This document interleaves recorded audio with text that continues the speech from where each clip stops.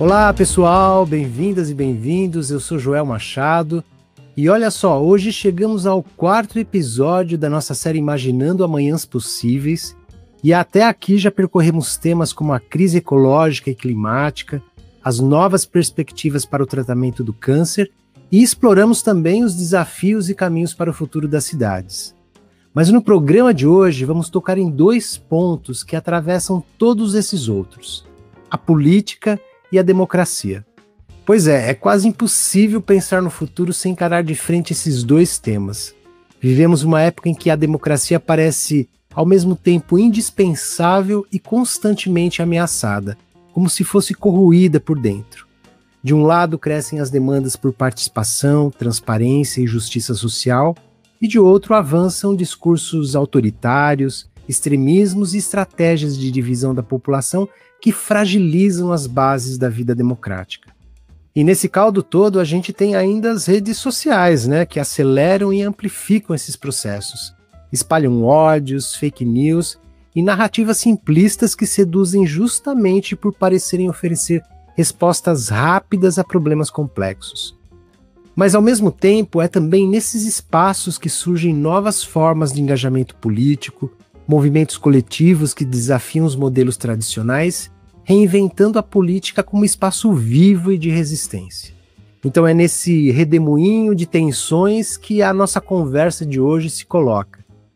E quem vai nos ajudar a compreender esses dilemas e possibilidades é a socióloga Esther Solano, pesquisadora reconhecida internacionalmente por seus estudos sobre política e comportamento eleitoral.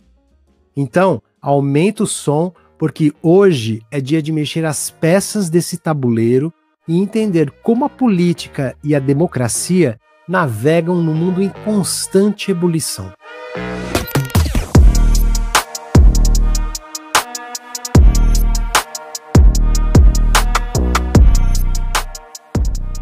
A Esther Solano, pessoal, é mestre e doutora em Ciências Sociais pela Universidade Complutense de Madrid e atualmente é docente no curso de Relações Internacionais da Escola Paulista de Política, Economia e Negócios da Universidade Federal de São Paulo.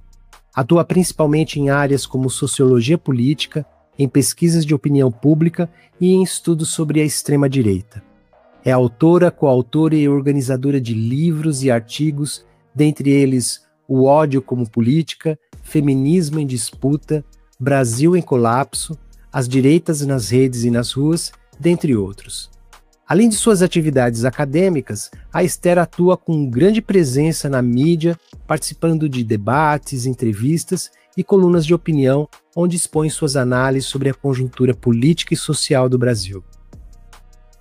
E para essa conversa vamos contar também com a participação da Joana Rodrigues, parceira e já conhecida de vocês aqui no Conexões Inerentes.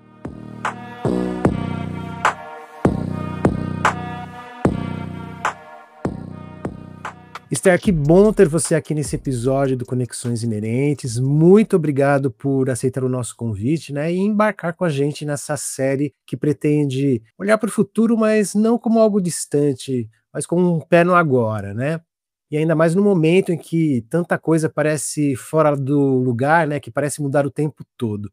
Então, por isso eu tenho certeza que te ouvir hoje vai ajudar bastante a gente entender melhor, esse momento que a gente está vivendo e imaginar algumas brechas aí para o futuro. Bom, Esther, mas para começar essa conversa contigo, eu queria voltar lá na Grécia Antiga. O Aristóteles dizia que o ser humano é um animal político, Para ele, a política era o espaço da vida em comum, da construção coletiva da cidade, da busca pelo bem comum. Mas hoje em dia, diante de tantas disputas de poder, de desinformação e de descrença nas instituições, parece que essa ideia de política foi se desgastando, e às vezes até se tornando um sinônimo de algo muito ruim. Então eu queria te perguntar, Esther, o que significa hoje falar de política? Você acha que essa palavra ainda tem força? Ela ainda, de certa forma, ajuda a explicar o mundo e a relação entre as pessoas? Bom, primeiro um grande abraço, Joel, Joana e todo mundo que está nos escutando, por essas ondas virtuais da atualidade. Joel, sabe que eu me pergunto muito isso ultimamente, e eu vou te dar um exemplo que eu acho que para mim ficou muito, cristalizou muito tudo isso que significa sobre quais são os sentidos, né, da política ultimamente, porque eu acho que nós estamos vivendo uma crise evidente, né, da política institucional, partidária, fundamentalmente, mas há outras morfologias, outras formas de fazer política que estão chegando também e às vezes acho que a gente não presta atenção devida a essas novas formas. Inclusive, muitas vezes, elas passam muito por baixo do nosso radar, né? Olha, na eleição municipal em São Paulo, eu estava fazendo alguns grupos focais e tive a sorte, né, de pesquisar jovens que iam votar no Pablo Marçal. E era interessantíssimo, Joel, porque eu peguei jovens de 16, 17, 18 anos, primeira votação deles, a primeira participação política, e eles me contavam nas entrevistas, com ilusão e com esperança, nossa, professora, a primeira vez que eu vou votar, e esse Marçal, nossa, me dá um entusiasmo, me dá uma alegria. Eu conseguia ver nos olhos deles o tesão por votar pelo Pablo Marçal. Por que eu te digo isso? Porque ele é um personagem aparentemente antipolítico, disruptivo, rupturista, tanático, né, de várias formas, mas que ele acentuou, despertou a paixão pela política nesses jovens, por exemplo. Então, acho que nós vimos aí uma complexidade, né, aparentemente paradoxal tudo isso, que são novas formas de se fazer política que estão chegando por aí. Há um tempo atrás, por exemplo, estava entrevistando também umas meninas muito jovens, né, que falavam para mim, professora, a gente não gosta já tanto dessa coisa do feminismo e da política, dos livros, das manifestações que vocês fazem, mas a gente fala muito de feminismo, por exemplo, com as TikTokers nas redes sociais, com as Instagramers sobre beleza, com as influenciadoras, né, que vão falando aí sobre moda, sobre estilo de vida, e nós falamos sobre feminismo nessas redes sociais. Então, eu acho apaixonante isso, né, como nós temos uma certa política, uma certa arquitetura política tradicional que está em total decadência, e outras formas, né, que estão emergendo aí que muitas vezes nos colocam muito, enfim, numa situação de perplexidade absoluta, né? Mas então, Esther, nos últimos tempos a gente tem percebido que certos sentimentos ganharam muito espaço, né, no jeito como as pessoas falam da política. Também tem muita raiva, frustração, uma sensação de traição, e em muitos casos isso parece ver um tipo de ressentimento, né, que se expressa de formas bem fortes, tanto no discurso quanto nas escolhas políticas que as pessoas fazem, né? Como que você entende esse ressentimento político? Porque esse sentimento pegou fundo no Brasil nos últimos anos, não é? A gente que estuda a extrema-direita, Joel, eu sempre digo que se eu tivesse que caracterizar um afeto que radiografa a nossa sociedade atual e como ela se relaciona com essa política tradicional, é justamente o ressentimento. Eu sempre digo que nós temos, e aí eu acho que é uma coisa bem global, né? Nós temos como sociedade, na contemporaneidade, um sentimento muito forte de desamparo. É um mundo muito complexo, extraordinariamente difícil. O futuro, ele provoca muita mais incerteza do que outra coisa. O nosso presente é de muita vulnerabilidade, de muita descartabilidade, de muita solidão, de muita dificuldade existencial mesmo, né. Então eu vejo muito isso, como eu faço muitas entrevistas em profundidade, né, tenho essa sorte, eu vejo muito o sentimento desse desamparo profundo nas pessoas, né. Então, claro, você pega isso, que é um fato da atualidade, né, essa contemporaneidade desamparada, e por outro lado, você tem uma política, que é uma política, insisto, a política partidária tradicional, que não só não dá respostas, sino como ela se apresenta muitas vezes de forma abusiva para o público, né? De forma humilhante, muitas vezes, com uma corrupção, que não é uma corrupção simplesmente econômica, mas muitas vezes moral também, né? Então, eu acho que as pessoas percebem que enquanto elas sofrem, do outro lado, há uma festança com o sofrimento alheio, né? E isso provoca, de fato, um ressentimento, uma raiva e uma frustração que são imensas, que são muito compreensíveis e que são a porta, sem dúvida nenhuma, justamente a eletoralização de tudo isso pela extrema-direita que a gente vê pipocando em todos os lugares do planeta, né? A respeito de democracia, né, essa ideia que vem desde os pensadores da Grécia Antiga até os mais recentes, ela tem sido vista não só como sistema de governo, mas também como um ideal de igualdade, de participação e de debate político. Mas atualmente esse termo é usado de formas muitas vezes contraditórias, né? Alguns associam a democracia apenas às eleições livres, outros a direitos sociais amplos, e há até quem acuse a democracia de ser uma fachada para interesses, né, das elites.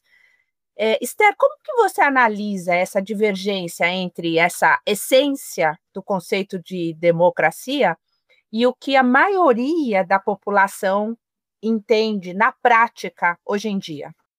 Isso é bem interessante, Joana, porque é um tema que a gente estuda bastante também quando nós pesquisamos em profundidade o bolsonarismo e os seus significados, né? E você vê que democracia, ele é de fato um conceito que consolidou. Então, enfim, digamos que não é politicamente correto nem aceitável se considerar ostensivamente antidemocrático, né? Então, o que a gente vê, por exemplo? Vou ter um exemplo que eu acho muito interessante.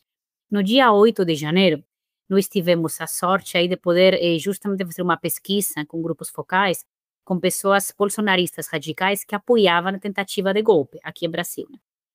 E o que eles manifestavam? Eles manifestavam não eles serem antidemocráticos, sino eles serem os verdadeiros democratas. Eles eram os patriotas que legitimamente lutavam pela democracia. Então, essa tentativa de golpe de Estado, para nós absolutamente condenável, para eles era uma forma de oxigenar o espaço democrático, de arejar o espaço democrático, de trazer uma democracia muito mais virtuosa daquela que está instaurada. Então, eu acho isso muito interessante, Joana, como muito bem você disse, esse conceito muito poliédrico, flexível demais, excessivamente flexível, e que com muita preocupação eu vejo que as forças autoritárias, né, essa internacional do ódio, né, que a gente diz, é neofascismo, está se apropriando dele. Então, muitas vezes, eu acho que nós temos uma leitura muito apressada, dizendo, não, eles se colocam contra a democracia. Eu acho que é muito mais complexo do que isso. Eles se colocam como os verdadeiros democratas, né? E aí nós temos, de fato, uma disputa pela semântica, pelo léxico, que eu acho também, enfim, muito complicado. Eu sempre digo também, Joana, que a disputa da extrema-direita não é uma disputa eleitoral, é uma disputa fundamentalmente pelos sentidos, pelos conceitos, pelos símbolos. E democracia é um deles que está sendo disputado, né? Muita gente confunde política com democracia, como se fosse a mesma coisa. Esther, como você explicaria para a gente essa relação entre política e democracia?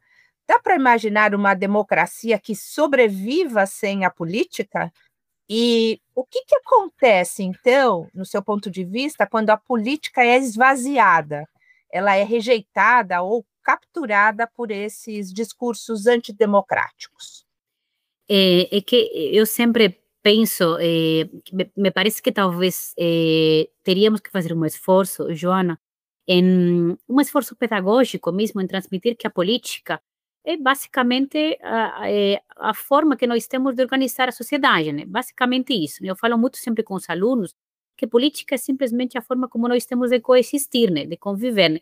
Então, ser contra a política, né? Como nós, enfim, estamos tão cansados de escutar hoje em dia, né? Eu sou antipolítico, é simplesmente ser contra uma mínima possibilidade de organizar a sociedade. Isso me parece que é fundamental, né? Agora, então, isso faz com que estejamos talvez num momento em que é muito necessário entender a política do micro também, do cotidiano, né? Porque eu, fazendo essas entrevistas em profundidade, eu percebo que as pessoas estão muito cansadas, como a gente já falou agora, da política de palácio, digamos assim, os bastidores, né? Mas, porém, elas entendem que certos níveis de coletivo cotidiano são absolutamente imprescindíveis. E vamos dar alguns exemplos também, para que fique bem claro. Isso, então, a gente estuda muito essas novas formas evangélicas pentecostais e neopentecostais, e eu sempre digo que elas têm, por exemplo, imensas formas de fazer política. Então, quer você uma forma mais interessante da atualidade de fazer política, que é a organização que elas têm no território, por exemplo, como que elas organizam as redes, não só territoriais, mas afetivas, familiares, de trabalho, simbólicas, religiosas. Isso é, por exemplo, fazer política. Ou, por exemplo, a gente estuda também as novas formas de trabalho, na atualidade, a plataformização, a uberização de trabalho. Dias atrás estava estudando as mulheres que estão fazendo trabalhos na internet, né? Aqueles bicos na internet, né? Comercializando, né? Pequenas coisas no âmbito digital. E elas me contando como elas, empreendedoras digitais, elas se reconhecem em grupos, em redes coletivas, e elas vão passando dicas, vão passando informações, vão se apoiando, vão se ajudando. São redes que passam por outros lugares, por outro tipo, né, de espaços simbólicos e afetivos, mas que evidentemente são política também. Então, acho que as pessoas entendem que no cotidiano é muito necessário essa política do pequeno, do afeto, do coletivo, né? Para sustentar, basicamente, nosso dia a dia, né? Mas, claro, então acho que talvez preencher, né, essa política do macro com os afetos da política do micro é que é o complexo, né? O palácio, enfim, é muito frio, né? Agora, Esther, apesar dessa questão da democracia estar muito presente aí no debate público, né, a democracia ainda é muitas vezes mal compreendida, especialmente quando se trata da divisão dos poderes e do papel das instituições, como, por exemplo, o legislativo, o executivo, o judiciário. Você acha que essa falta de entendimento por uma grande parte da população enfraquece a democracia? E como lidar com um discurso que distorce, né, ou simplifica demais essa realidade, como aquela ideia de que todos os poderes são iguais e corruptos, ou que um líder forte resolveria tudo sozinho? O que pode ser feito para a gente ampliar o entendimento das pessoas sobre como a democracia funciona na prática? Eu acho que há vários níveis aí de possível resposta, Joel. Primeira coisa, o que que eu vejo? Claro, efetivamente, quando você tem um nível de conhecimento muito baixo sobre um tema, isso enfraquece a sua posição, isso enfraquece a sua capacidade, não só de se posicionar, mas a sua própria liberdade como cidadão, sem dúvida. Então, primeiro, enfim, primeiro desafio que nós temos que é um desafio educativo, pedagógico, fundamentalmente, né? Segunda questão que eu vejo também, nós vivemos, de fato, no Brasil, um regime muito pornográfico, de relação muito promíscua, e acho que nós somos muito conscientes disso, entre os poderes, e aí eu coloco como exemplo, me parece que é mais, enfim, talvez mais ostensivo, a judicialização da política, que nós vivemos o tempo todo essa, enfim, essa atrofia, né, de um judiciário gigantesco, agigantado, e que tem não um pé em cada lugar, mas sim 100 tentáculos em cada lugar, né? Então, claro, também é muito difícil você tentar fazer uma pedagogia da separação dos poderes, quando na prática você tem processos dessa pornografia entre poderes, né? Então, eu acho que nós temos aí esses diversos níveis, né? Então, eu vou te dar também um outro exemplo.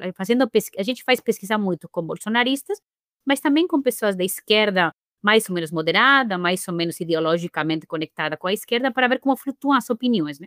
E um tema que chama muito a atenção é que para o votante lulista mais moderado, mas que não está muito conectado com a política, há uma percepção muito clara desse judiciário, por exemplo, gigantesco, que em tudo se intromete, que basicamente salva o país de tudo e que tem, enfim, um hiperdimensionamento também. Então, olha como nós temos um senso comum que acaba entendendo que há um desequilíbrio, de fato, entre poderes, que alguma coisa não está caminhando simetricamente, e claro, você fazer uma pedagogia disso depois é complexo, né? Então, acho que há, de fato, essas distorções, as pessoas acabam, de alguma forma, percebendo que estão aí colocadas, né? Então eu queria falar um pouquinho agora, Esther, sobre a questão da organização dos diferentes campos políticos, né? Porque nos últimos anos a gente viu um enfraquecimento no diálogo entre o campo da direita, do centro, da esquerda, e nesse cenário que tem se destacado aí é um avanço, né, de um extremismo de direita que muitas vezes despreza as regras democráticas e se alimenta aí de sentimentos que você já comentou, né, como medo, ressentimento e a negação do outro. O que você acha que ajuda a explicar esse movimento? Existe algum paralelo com regimes autoritários que surgiram no início do século XX? Porque às vezes dá a impressão que a história está se repetindo, né? Ou você acha que isso tudo está tentando nos dizer alguma outra coisa? Eu acho que tem, as pessoas sempre perguntam essa ideia de se a extrema-direita hoje pode se denominar fascista, como os movimentos históricos, não pode, sempre tem esse debate mais de conceitualização, né? Eu sempre digo, Joel, assim, para a gente ter uma resposta breve, que tem, me parece que três grandes elementos que têm, de fato, uma continuidade histórica. A primeira, nós conversamos, é o ressentimento, essa ideia de que um gerar sentimento é uma porta aberta para esse tipo de fantasmas, né? A segunda é a eleitoralização do ódio e desse ressentimento. Nós temos um ressentimento que é utilizado como forma de fazer política, de entender a política e de ganhar eleitoralmente, né? E a terceira é a teatralidade, digamos assim, o espetáculo, né? Espetáculo, nós sabemos muito bem como os regimes fascistas históricos também, enfim, conheciam muito bem a ideia do espetáculo, né? Então, acho que há elementos de continuidade. E o que eu vejo agora também, Joel? Por uma parte, nós temos uma exacerbação desses elementos, né? Então, claro, quando nós falamos de espetáculo hoje em dia, a nossa sociedade é histericamente a sociedade do espetáculo, né? Nós temos uma teatralidade infinita na vida que nos sufoca, nem nos permite ser a gente mesmo, né? Nós temos um celular o dia todo, a sociedade é hipernarcísica, né? Então, claro, evidentemente que essas questões favorecem, né? opções políticas que são claramente demagógicas, teatrais, etc., né? Mas eu acho que também uma coisa importante que é a seguinte, o campo da esquerda, e vou colocar aqui da centro-esquerda, né, porque, enfim, esquerda nós temos várias variáveis, né, mas o campo da centro-esquerda me parece que entrou um pouco num loop, né, meio melancólico, nessa ideia de que nós fomos derrotados, né, perdemos, né, eh, formamos parte do passado, né, então, e eles estão nos ganhando, né, e é verdade que a extrema-direita, em alguns locais geográficos, ganhou com uma certa, enfim, com uma presença, né, que é robusta, mas se você vê as eleições que eles vão ganhando, eles ganham primeiro, sempre com uma margem relativamente pequena a respeito das opções políticas, então eles nunca ganham com essa autossuficiência esplendorosa, esse é o primeiro. A segunda é que a esquerda, quando ela sai da sua posição melancólica e ela vai para a coragem, para o enfrentamento, consegue também, de fato, uma posição muito mais criativa e muito mais, enfim, que convence muito mais pessoas, né? Estou pensando, acho que no capítulo recente agora com o governo Lula, quando Lula sai um pouco desse governo mais opaco, né? De um governo meio cinzento, né? Que estava trazendo, e vai para a luta, para o enfrentamento, né? Contra o tarifaço, contra Trump, pela taxação das grandes fortunas, ele recupera um pouco o esplendor também, essa ideia de, olha, está aí a luta, vamos dar a luta, né? Então, acho interessante também pensar isso, Joel, como a extrema-direita, ela se articula muito bem no ressentimento, no ódio, né, nos sentimentos de descartabilidade, de desamparo, mas ela também fagocita um pouco de sentimento meio melancólico da esquerda, mas quando a esquerda sai das cordas, ela ainda tem para oferecer. No fundo, no fundo, no fundo, é tudo uma disputa. É uma disputa permanente, né? Agora, isso era em diferentes países e o Brasil, eu acho que é um exemplo bastante forte nisso, né? É em relação ao ataque de certos grupos políticos ao sistema judiciário, que passou a ser alvo aí frequente de desconfiança, de deslegitimação e até de ameaças, né? O que você acha que está por trás desse movimento de desgaste da justiça? Por que ela passou a incomodar tanto certos grupos políticos? Há dois instituições que a mim me preocupa muito esse desgaste, Joel. Você falou a justiça, e eu te coloco também pensando na justiça, a justiça eleitoral, o sistema eleitoral também, né? Os dois, se você olha, e se você olha no mundo fora também, são dois sistemas totalmente atacados. Estava justamente lembrando disso, porque o Javier Milei na Argentina, acho que foi ontem, tem eleições agora na Argentina para o legislativo, né? E ele já começou a falar, olha, o peronismo vai cometer fraude, não vai ser uma eleição limpa, já começou a ir deixando as pílulas, né, de desconfiança no sistema eleitoral. Então, acho que essas duas instituições estão sempre sob ataque permanente, né? Me parece que, assim, a extrema-direita entende que são dois pilares da ordem democrática, que são dois pilares que, quando não são bem trabalhados por eles, se voltam contra eles, e o exemplo brasileiro é absolutamente paradigmático. E, por outra parte, são dois pilares que, comunicativamente, eles dão bastante jogo, viu? E de novo, falamos aqui do judiciário brasileiro. É claro que, por exemplo, eu sempre trago exemplos das pesquisas, porque eu acho que sempre é mais conveniente tentar entender o que as pessoas pensam, né? Então, acho que as pessoas se debatem, navegam um pouco entre entender, bom, Bolsonaro merece, né, prisão, porque ele, de fato, atentou contra a democracia de uma forma estrondosa, estou falando assim, o brasileiro médio, né? Mas, por outro lado, será que o Alexandre de Moraes não está se precipitando, abusando um pouco do poder? Há enfim, uma incapacidade aí de entender o que está acontecendo, de se colocar de um lugar ou outro, porque as pessoas entendem que é complexo, que é cinzento, que é meio fantasmagórico tudo isso. Então, comunicativamente, deixa a porta aberta para uma disputa aí semântica também. Então, a gente estuda muito essa ideia de, será que o Bolsonaro está sendo perseguido, vítima de um complô do judiciário, da política? Nós fazemos essa pergunta, por exemplo, para as pessoas menos identificadas politicamente, aquele nem, né? Aquele que está meio no meio, né? Mais perdido ideologicamente. E as pessoas não sabem muito bem o que te responder, né? Não, é verdade que ele exagerou, ele tentou dar o golpe, não sei, mas também é verdade que a justiça ela não age bem. Então, enfim, acho que essas indefinições deixam a porta aberta justamente para esses ataques. Mas são ataques gravíssimos, né? Porque se você não tem nem sequer os fundamentos do sistema democrático minimamente garantidos, o buraco está, enfim, absolutamente embaixo. E, enfim, a gente conversará sobre Estados Unidos, mas olha o que está acontecendo nos Estados Unidos, por exemplo. Esse ataque, essa Corte Suprema, né, totalmente também sob ataque, um governo, enfim, de compadrio, de mercenários, né, o que está acontecendo nos Estados Unidos também, né? Então, enfim, é um risco também muito, muito global, né, sem dúvida, né? esse avanço da extrema-direita, né, em diversos países, como acabamos de comentar sobre isso, tem se articulado com uma ideia que deslegitima o Estado como agente de proteção social e promovendo, então, a ideia de que o setor privado ou seja mais eficiente ou mais legítimo, até mais, entre aspas, moral.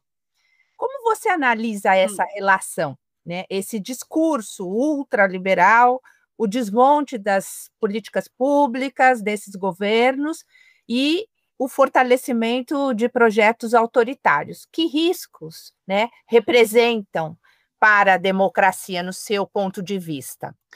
Olha, se nós estamos falando justamente da disputa, né? O Estado é um dos elementos que está justamente sendo mais disputado por eles. Nós estudamos também bastante a Argentina, agora, a coisa do Milei, tenho a sorte de conduzir também alguns grupos focais lá. Eu trago o exemplo do Milei porque é muito paradigmático, né? Ele que se coloca como, enfim, nessa postura do anarcocapitalista, né? Então, o que eu consigo ver? Vamos colocar o exemplo deles. A disputa simbólica anti-Estado do Milei é uma coisa gigantesca e é cotidiana, porque eleitoraliza essa disputa cotidianamente. Então, quais são os dois vetores comunicativos? O primeiro é o Estado não só ele não é necessário, como ele obstaculiza a tua vida. Ele diz, o Estado é empobrecedor, ou seja, ele te faz muito, ele é medíocre, o Estado é medíocre, é composto por pessoas medíocres, que eles só querem basicamente que você continue na mediocridade. Então, o Estado, ele basicamente te apequenece, você é cada vez menor, obstaculizado pelo Estado. Então, essa é a primeira coisa. Então, diante dessa realidade, segundo ele, o Estado empobrecedor, o Estado que te apequenece, as duas possibilidades são, a primeira, a privatização do Estado, e por isso significa a privatização do público e basicamente a privatização de toda opção de coletivo, né, da vida coletiva, como a gente conversava antes, não?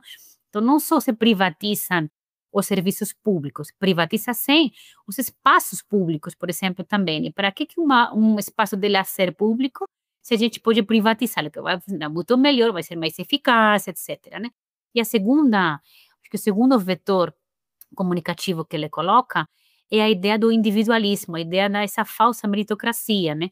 Então, olha, se o Estado ele é pernicioso, prejudicial para a sua vida, então privatiza a vida e salve-se quem puder, fundamentalmente. A saída é eminentemente individual. Estava lendo outro dia, estava indo para Guarulhos, encontrei um papelzinho na rua, estava colocado assim: se você quiser salvar a sua família, estude criptomoeda. Olha que interessante, num papelzinho só, quanto material de estudo. Se você quiser salvar a sua família, então, de novo, o individualismo ligado ao conservadorismo, porque o núcleo familiar, que nesse sentido o Estado desaparece, a família ganha mais prioridade, mais preponderância. Junto com um discurso que é muito similar à extrema-direita em outros cantos do mundo, que é o salvacionismo, aquele messianismo. Eu venho aqui para liderar um movimento revolucionário, messiânico, uma ideia um pouco de um Moisés guiando pelo deserto, né? E as criptomoedas, né, que são justamente um pouco esse simbolismo, né, de um Estado que não é mais necessário, não é necessário mais regulamentação, não é necessário mais nenhum tipo, né, de via clássica, né, para movimentar o dinheiro, porque já se faz tudo pela via, enfim, pela via privada e desregulamentada. Então, olha que interessante isso, né, mas isso acho que é uma disputa realmente que afronta, né, mas também, pelo lado mais positivo, para a gente não cair aqui numa depressão conjunta, você vê que mesmo tendo esses ataques da extrema-direita, mesmo tendo públicos seduzidos, e aqui há um público que me preocupa muito, que está seduzido por isso, que é a juventude. A juventude, os jovens, fundamentalmente homens, são mais propícios a serem seduzidos por esse tipo de discurso, e isso é preocupante. Mas a grande massa da população não concorda com isso. A grande massa quer serviços públicos de qualidade, quer educação pública de qualidade, quer saúde pública de qualidade. Problema que não tem. Essa aqui é a questão. E aí que deriva o ressentimento. Eles gostariam de ter, mas não tem. E aí, evidentemente, que nós temos de novo, né, aquele vínculo pelo qual a extrema-direita entra de novo, né, a ausência justamente dessas políticas.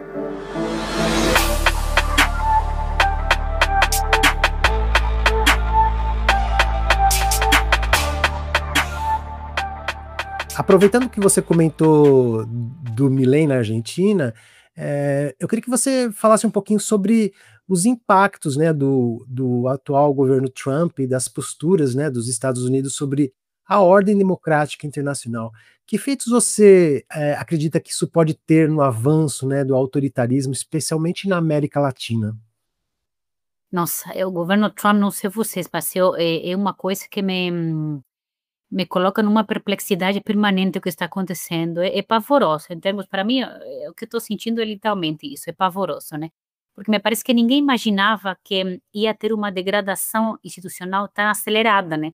Todo mundo sabia que, segundo o governo Trump, ia ser de fato monstruoso, mas acho que não pensávamos que ia ser tão rápido. A rapidez me parece que nos pegou muito de surpresa, né? O que me parece que eu vejo que está acontecendo? Por uma parte, eu acho que é um elemento pedagógico que me parece, enfim, que me parece que vai ser de fato muito complexo para a gente lidar, que é esse tema de que, enfim, tudo é possível e nada acontece, então por que não degradar institucionalmente se realmente nada acontece? Então, os ataques são tão permanentes, tão rápidos, tão velozes, né? Enfim, é como se fosse um tsunami, né, de ataques permanentemente, que a sociedade estadunidense não consegue reagir à altura e o mundo não consegue também se preparar e reagir à altura. Então, ele é sempre aquela fórmula, aquela metodologia de eu tento destruir 100, destruo 50, mas já destruí 50, né? Então, e parece que está tudo bem, mas ele já destruiu 50. Então, acho que é uma pedagogia, digamos, internacional, que me parece que realmente vai ser muito prejudicial, que é essa de que, enfim, o sistema pode ser destruído e pode ser, entre aspas, facilmente destruído em muitos momentos com a vontade de um sujeito que tem muito poder fundamentalmente e que junta a violência ao poder. Então, acho que essa pedagogia realmente me parece monstruosa. Agora, espero eu sempre tento ser o mais otimista possível, né, dentro de, enfim, das opções que nós temos, que por outra parte há uma contrapedagogia, digamos disso, né, de que o excesso trumpista está sendo tão enlouquecido, né, tão histérico, que a gente consiga entender também que, enfim, que nós temos que reagir de alguma forma. Claro que a nossa capacidade reativa, enfim, é limitada, muito mais do que nós queríamos, mas, por outra parte, todo esse debate de a degradação institucional, a máfia que ele está realmente placando e que ele quer emplacar em outros lugares, está sendo colocado. Nós estamos conversando sobre isso.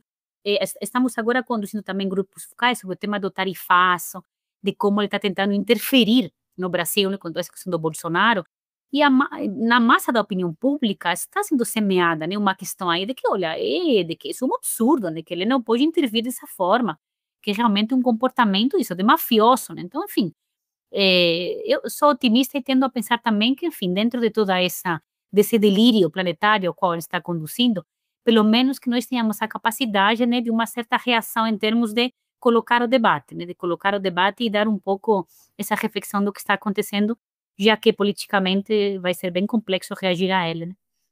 Esther, essa situação revela, né, de certa forma, uma fragilidade da própria democracia dos Estados Unidos, né?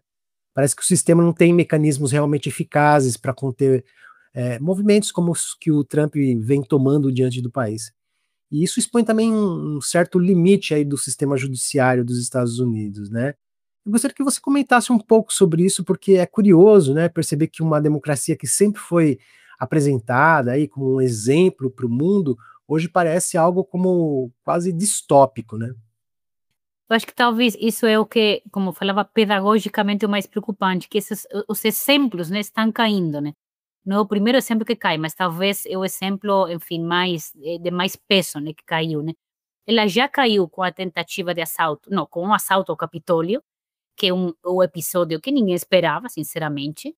Me parece que caiu uma segunda vez, quando Trump, ele foi possibilitado de se apresentar como candidato e ganhou as eleições, um sujeito que deveria ter sido condenado, que nem o Bolsonaro aqui, e caiu uma terceira vez com esse atropelo mafioso que ele está fazendo, né? Então, acho que é uma queda múltipla, digamos assim, né?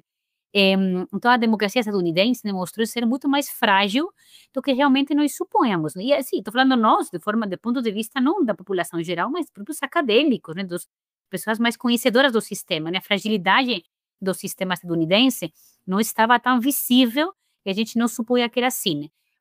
Isso por um lado. Em contrapartida, me parece que a resposta do judiciário brasileiro sobre o dia 8, a tentativa de golpe, tem sido mais forte também. E me parece muito mais expressiva do que muitos países esperavam de uma democracia supostamente frágil como é a brasileira. Eu acho que há aí um elemento de comparação muito interessante, que é justamente isso, é uma democracia colocada teoricamente com a maior fortaleza do mundo, que era paradigma, né? Que era um espelho, né? Onde se olhar, está de fato se vislumbrando muito mais frágil do que ela realmente era. E uma outra democracia como a brasileira, que muitas vezes se coloca, e é com razão, com as suas falhas e fragilidades, está dando um certo exemplo de como se comportar diante de uma tentativa de golpe e de como não, enfim, não passar um pano para isso, né? Então, acho que, enfim, que momento histórico tão apaixonante, no fundo, que nós estamos vivendo, né? Que nós estamos abertos, né, a todo esse tipo de surpresas, digamos assim, né? E só para complementar, diante de todo esse cenário político nos Estados Unidos, né, marcado por revelações de que o país não teria sustentado plenamente seus ideais democráticos, né, inclusive impactando outros países de forma negativa, que feitos você acredita, Esther, que isso pode gerar na parcela democrata da população americana? E de que maneira esse momento pode transformar a percepção deles em relação a essa democracia que até então eles acreditavam que era exemplo para o mundo? Há um tempo atrás, eu estava numa reunião onde tinha vários representantes de alguns unions, né, de sindicatos estadunidenses, e eles, de alguma forma, respondiam essa pergunta, né? E falavam o seguinte: eles diziam, olha, o retrocesso, o ataque tem sido tão volumoso, né? E tão estrondoso, que o que está acontecendo é que muitas das coisas que o cidadão comum, democrata, eles falavam, enfim, pensando um pouco em como estava funcionando a perspectiva do cidadão democrata, né? Assim, a perspectiva do cidadão democrata mudou totalmente, porque o chão, os alicerces que ele pensava que estavam minimamente sedimentados, consolidados, ele viu de repente que não está mais. Ele imaginava que a democracia estadunidense já estava, enfim, um pouco num momento de uma certa decadência, né, e de uma certa fragilidade, mas não imaginava que esse alicerce, esse chão onde a democracia está construída, estivesse fazendo pó, se espoeirando, literalmente, né? E eles comentavam justamente isso, que era o momento, primeiro assim, o momento da absoluta perplexidade. Comentavam muito isso, essa ideia de que está todo mundo meio que de boca aberta, sem saber, que nem barata tonta, sem saber como reagir, porque eles, sempre a extrema-direita, a gente já sabe isso, ela utiliza muito bem essa metodologia desse caos organizado, né? Então, esse caos permanente, aceleradíssimo, que deixa todo mundo infartando, porque você não sabe como reagir, e diante dessa explosão permanente de fatos, enfim, você não tem muita capacidade de reação, né, de contra-comunicação. Então, acho que a perplexidade é um primeiro elemento, né? Mas o segundo elemento que eles colocavam é justamente isso, como que o cidadão médio está sendo colocado numa situação, que é o que a gente conversava antes, de desamparo existencial, porque o que funciona então? Quais são as minhas âncoras? Não tem âncora nenhuma, porque tudo pode se desfazer que nem pó em muito pouco tempo.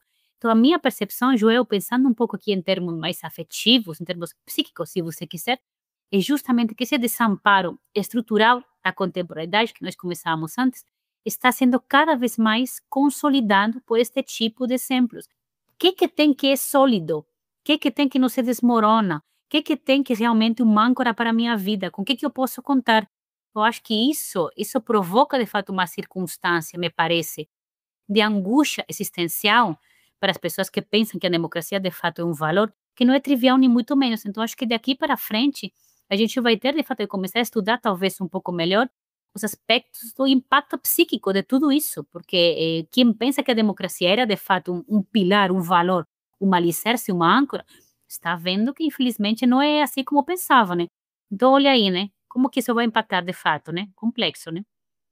A gente tem visto, né, Esther, a extrema-direita usar esses discursos muito eficazes que misturam principalmente desinformação, medo, apelo emocional e até um certo ar de rebeldia, né, no que contra tudo que está aí. Muitas vezes essas falas confundem a população, simplificam problemas complexos, né, e criam inimigos imaginários. Tudo isso com uma linguagem direta, que cola, que gruda, né, muito rapidamente. Como você enxerga essa estratégia discursiva?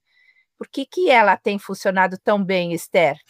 E o que você pode, no teu ponto de vista, o que pode ser feito no campo democrático para enfrentar essa lógica sem cair na mesma armadilha, né, do simplismo, da polarização, desse embate do binômio, né? Como a gente diz no Brasil aqui, do Fla-Flu. Fla-Flu, exatamente. Muito sagaz por parte deles, né? Eu acho que me parece que é um elemento aí de reconhecimento da capacidade que eles têm, de fato, da capacidade comunicativa. Mas eu sempre dou um passo atrás e eu sempre digo que tomara que fosse um problema de comunicação. Não, eles conseguem comunicar algo que é muito prévio, muito anterior, que é uma questão muito mais profunda, que é justamente essa desordem política que nós estamos falando agora e toda essa crise da contemporaneidade, né?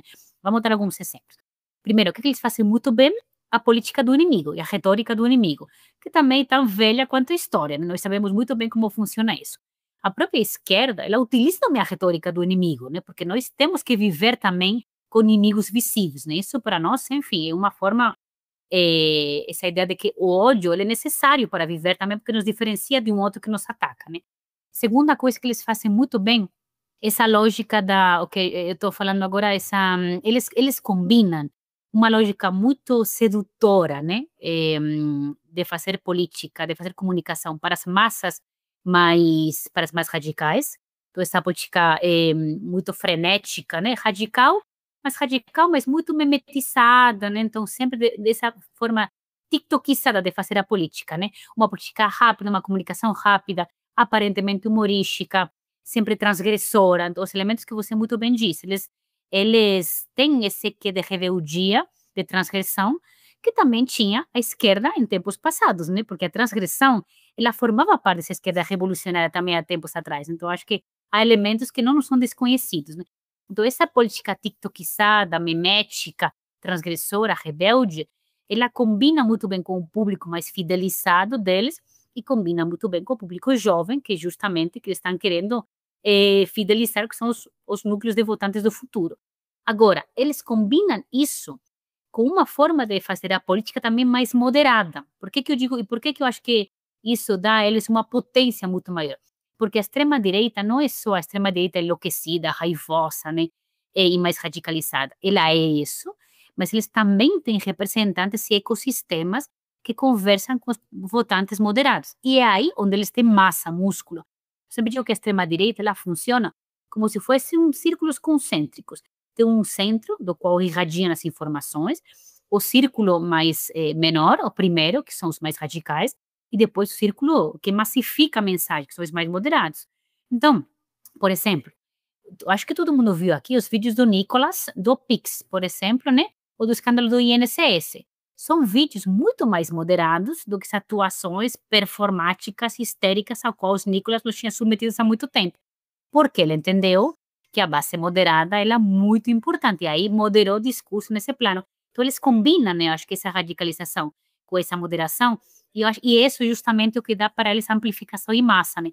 Agora, acho que é um exemplo que eu gosto muito de dar, que é a desinformação, as fake news, que é uma coisa que nos enlouquece, né, também. Aí eu sempre gosto de falar, Joana, que as fake news, que elas de fato emplacam, que têm volume, são aquelas que têm um registro biográfico de verdade que não temos que trivializar nem muito menos. Vou te dar um exemplo. A gente ríamos muito daquela fake news da mamadeira de piroca, etc, né? A gente tomava isso pela parte do folclore. Eu fiz muita pesquisa com esse tipo de fake news, aparentemente mais folclórica, e o que eu conseguia ver é que por fora dessa folclore, que para nós era isso, as pessoas que acreditavam nessa fake news, elas sentiam de fato alguns afetos que estavam totalmente ignorados por nós, mas que eram muito importantes. Então, lembro de uma senhora que falava assim para mim: Esther, é que se meu filho virar gay, ele vai apanhar. Eu tenho muito medo de que ele sofra, de que ele, de fato, de que ele seja espancado, de que ele morra. Então, olha aí uma coisa muito legítima, o medo de uma mãe ao sofrimento do filho. E ela continua falando. É que se meu filho virar gay, porque para ela era tudo, a hipersexualidade levaria o filho a virar, entre aspas, gay. Se ele virar gay, Eu não vou saber como lidar com isso. Eu amo muito ele, mas para mim eu não sei como lidar com isso. Olha, um segundo raciocínio muito humano, a impossibilidade dela para poder, de fato, lidar com esse tema. Ela reconhecia a sua incapacidade. E o terceiro elemento que ela falava para mim era, eu sou, ela era de uma assembleia, lembra? Assembleia de Deus, e eu tenho medo porque meu filho vai pecar e vai ter, de fato, depois, enfim, vai ter toda... ele vai ter depois, ele vai para o inferno, estava assim, totalmente amedrontada, porque o filho dele é um pecador. Então, terceiro plano, medo.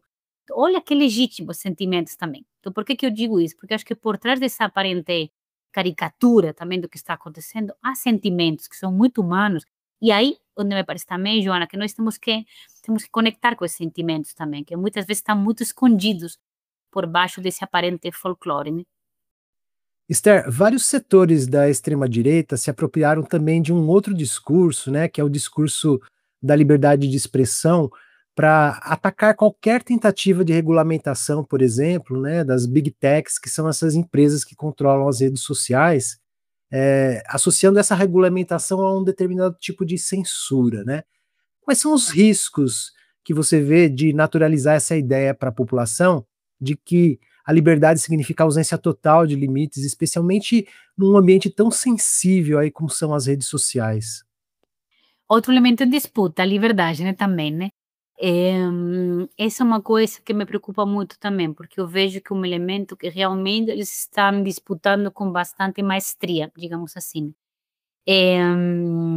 Primeiro assim, parêntese, né? O papel das plataformas enfim, é de uma complexidade absurda, de uma centralidade total desse processo desdemocratizante, mas como é difícil, né? Eu acho que esse hiperprotagonismo delas no plano político e como elas estão se apropriando, né, da política, ostensivamente já, porque antes era um pouco mais sigiloso, agora de uma ostensividade também meio pornográfica, né?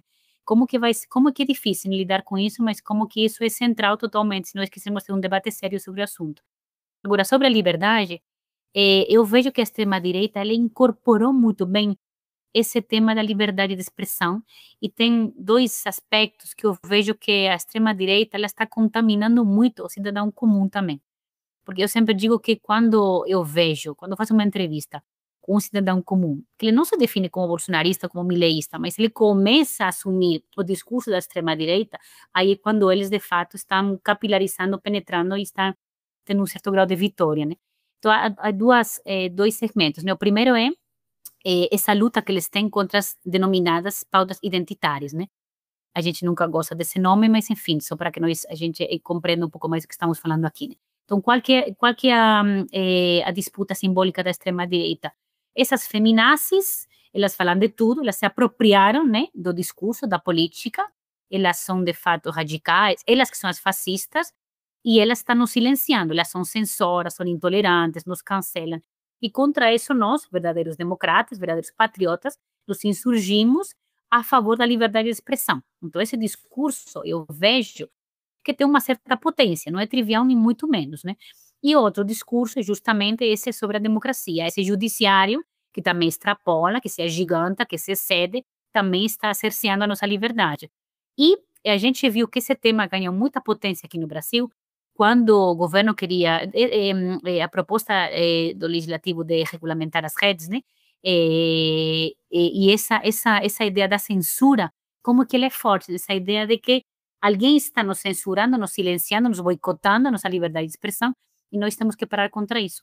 Então, acho que esse tema da liberdade, até onde vai a liberdade, o que significa de fato a liberdade de expressão, é uma disputa que, enfim, que eu vejo muito complicada, Joel, e uma coisa que eu vejo que é uma das questões que contamina o cidadão que não é, de fato, seduzido pela extrema-direita, mas que esse tema está contaminando. Olhando para frente, Esther, você acredita que a gente pode caminhar para modelos digitais mais transparentes, né, capazes de promover uma digitalização mais democrática, em vez de reforçar essa ideia de controle dos algoritmos, né, que molda nosso acesso à informação, nossas relações sociais e até as nossas escolhas políticas? O que eu vejo? Primeiro, já nós temos muitas indicações de que nós poderíamos ter modelos, né, de lógicas digitais muito diferentes, modelos mais transparentes, mais colaborativos, todo mundo não, claro, mas muito se conversa agora, por exemplo, sobre o tema da tirania do algoritmo, da necessidade de um algoritmo que seja transparente. São temas que anos atrás não se conversavam, agora estão colocados sobre a mesa. Então, acho que, primeira coisa, há um debate que coloca a necessidade de uma digitalização diferente, que passe por termos isso, mais coletivos, que passe por termos mais democráticos, mais transparentes. Então, o debate está colocado, né? Agora, o que eu vejo também? Que a potência da plataformização da vida é uma coisa absolutamente brutal. E todos nós que lidamos com jovens conseguimos ver isso, né? Como que é a penetração no cotidiano, no micro, na estrutura dos afetos, é tão gigantesca, né? Que claro que outros modelos virão, outras formas virão, mas, enfim, é difícil a gente pensar que nós, de alguma forma, vamos sair desse modelo de plataformização da vida para entrar num modelo que seja oposto disso, né? Eu me pergunto agora, todo mundo se pergunta agora, como que a inteligência artificial vai lidar com tudo isso, né, Joel? Como que a gente vai lidar com a inteligência artificial, por exemplo? Como que, assim, porque nós estamos falando agora, e a gente já conversou sobre isso, de novos modelos antropológicos. O ser humano não é mais o mesmo depois da revolução digital, dessa plataformização do cérebro, literalmente, né? O menino hoje que tem 4 anos, que está sendo educado a partir dessa plataformização do dia a dia, do cotidiano, não é o mesmo menino de 50 anos atrás, né? Estou falando assim, do ponto de vista da configuração cerebral mesmo, né? Então, assim, como que a gente vai afrontar essas mudanças do ponto de vista antropológico, filosófico? É outro mundo que chega por aí, né? Por outro lado, uma coisa que a mim me preocupa muito, se vocês me permitem, vou abrir aqui um parêntese, porque eu vejo isso com muita angústia, que é a onipresença de doenças, né, de saúde mental provocadas por esse tipo de, justamente, essa plataformização da vida. Isso me angustia de uma forma porque eu vejo que, enfim, está espalhado, capilarizado em nossos jovens. A gente vê muito isso na universidade, como, enfim, essa própria angústia da contemporaneidade exacerbada pelo uso, né, dessa plataformização da vida, e como que isso provoca, vocês sabem muito bem, né, distúrbios de todo tipo, de distúrbios de alimentação, de sono, depressão, ansiedade, etc., né? Então, acho que em algum momento, isso combinado com uma hipermedicalização e hiperpatologização da vida, do sofrimento também. Então, puxa, em algum momento temos que lidar com isso também, né? Temos que falar de como que as pessoas consomem medicamentos, por exemplo, psiquiátricos, de uma forma, enfim, de recortes históricos, né? Trago isso porque a gente, enfim, conversa de uma forma, às vezes, meio por cima e rápida desse tema, mas eu acho que é um elemento central que eu quero trazer aqui, porque perpassa o que a gente está conversando aqui, né?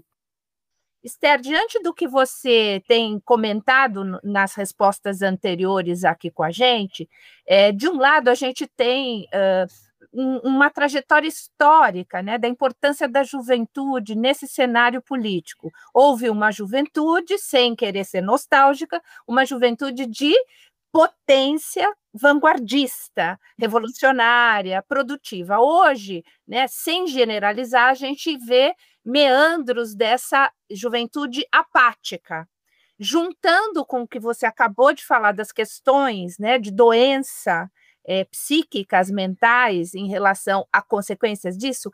O que você tem a nos dizer, né, ou sobre um letramento, ou sobre uma providência no cotidiano mesmo, para que a gente, como professor, como educador, como cidadão do dia a dia, possa pensar e repensar? Sabe o que eu acho importante, Joana? Estou pensando de um elemento que sempre me chama a atenção. A gente faz muita pesquisa com os jovens. E o que eu vejo? Muitas vezes se fala de um jovem despolitizado, que não se interessa pela política. Quando a gente estuda um pouco mais com cuidado nesse jovem, acho que um elemento muito importante é entender onde esse jovem está se informando, se formando e se politizando. E isso passa, sobretudo, por entender a figura do influenciador digital, que eu acho que é prioritário hoje em dia e que a nossa geração tem muita dificuldade para entender. Então, enfim, vou te dar um exemplo. É, a Virgínia Fonseca, né, que é uma influenciadora, que é a influenciadora com, enfim, com maiúsculos, né? É interessantíssimo, por exemplo, como essa menina que supostamente não fala de política, ela cria também um ecossistema onde está sendo transmitido uma forma de entender o mundo, a vida, uma forma de valores, de família, de feminino, né? Então, ela está, sim, formando e informando nossos jovens sobre uma forma de entender a vida, símbolos, valores e, finalmente, de se entender a política. Estamos falando aqui de política em sentido mais amplo, né? O Pablo Marçal já conversamos antes, acho que uma das estrelas, né, desse universo digital. Então, acho que talvez, me parece que uma das primeiras, não sei se obrigações, né, mas eu acho que uma das primeiras tarefas nossas como educadores, Joana, poderia ser a gente entender melhor quais são esses personagens, né, que circulam por aí pelos nossos jovens, pelas redes de informação, quais são os âmbitos, né, de consumo de informação, quais são os padrões de consumo de informação digital, porque é aí que nós conseguimos ver um pouco, né, como que esses jovens também estão se formando. Eu vou acabar aqui com uma frase que uma menina me falou um dia que estava fazendo uma pesquisa justamente sobre essas redes de informação, e ela me disse, olha, Esther, eu entendi o que era violência de gênero contra a mulher escutando uma TikToker que falava sobre isso. E ela me falou, e eu identifiquei que eu tinha sido vítima de violência de gênero por conta disso.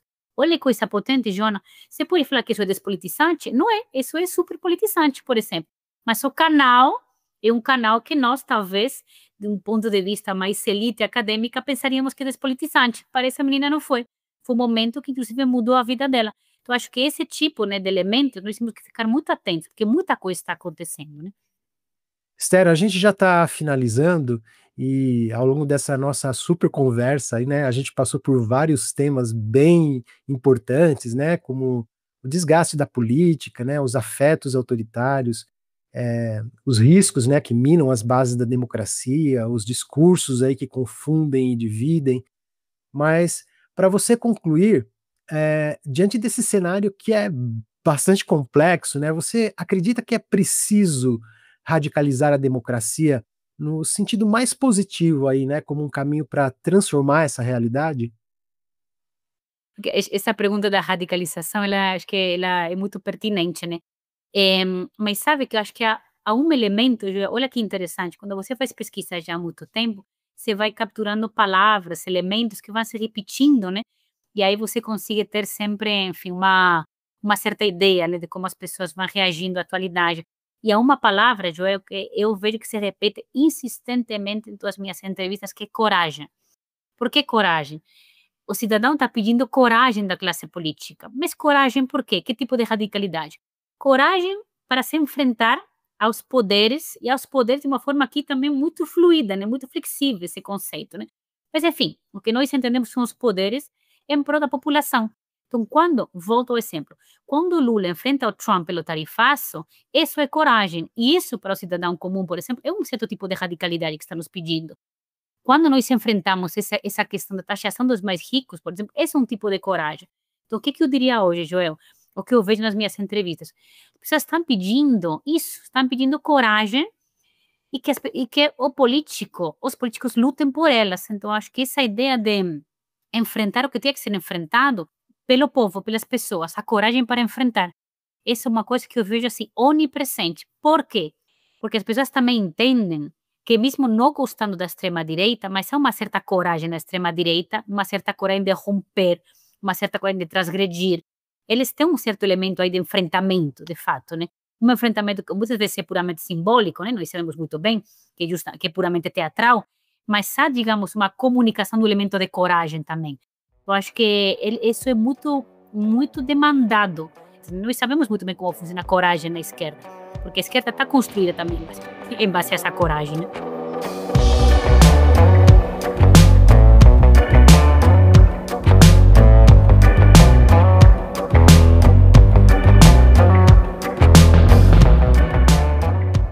Esther, muitíssimo obrigado por dividir com a gente suas análises tão precisas e necessárias. Essa conversa foi não só esclarecedora, mas também muito potente. Um convite aí para a gente enxergar a política para além da superfície, né? Com toda a sua complexidade e urgência. Valeu demais. E muito obrigado também a você que nos acompanhou até aqui. E se você curtiu essa conversa com a Esther, deixa um comentário aí no seu tocador de podcast. Conta o que você tem achado dessa série, como esses assuntos têm chegado até você. E não esquece de avaliar também o episódio e acionar o sininho para ser notificado quando um novo episódio chegar. E por falar nisso, a semana que vem encerramos essa série com um episódio unindo futuro e literatura. E para esse bate-papo temos 2 convidados muito especiais.